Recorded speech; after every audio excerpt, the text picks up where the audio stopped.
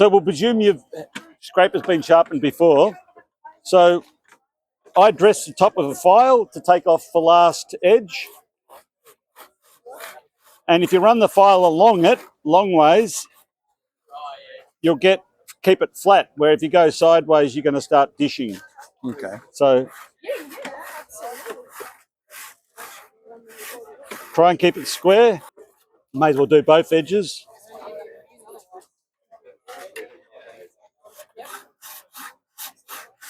That's got you back to a flat edge. Then I get on my my diamond plate, and you're trying to reduce the scratch marks and trying to get to a smooth surface. So I just, on the edge, and then try and get the burr off. This is my coarsest whetstone.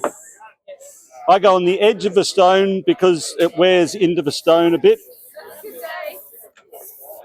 And I'm trying to get rid of the scratch marks and the file marks. Get a nice smooth surface. And then I'm trying to get rid of the burr I've put on. Both sides. So what I've tried to create is nice square edges and corners. And then now it's time to start pulling the burr on it. Burnisher, you could use a bit of tool steel. My old man used to use a screwdriver shaft. Now I put the scraper about 5 mil back from the edge of the timber and just rub back and forward along the edge. And I'm doing all 4 edges.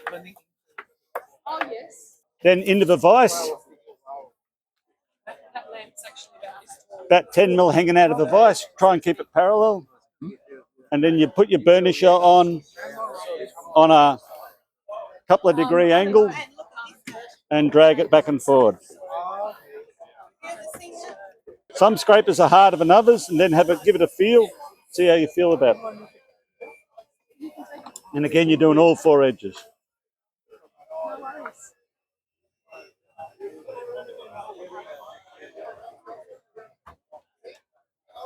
A bit of wood I prepared earlier. Now, how excited you get sharpening your scraper is really dependent on what you're trying to use it for. I use scrapers for anything from scraping glue off to getting a good edge. If you're scraping glue off, you don't need to get very excited.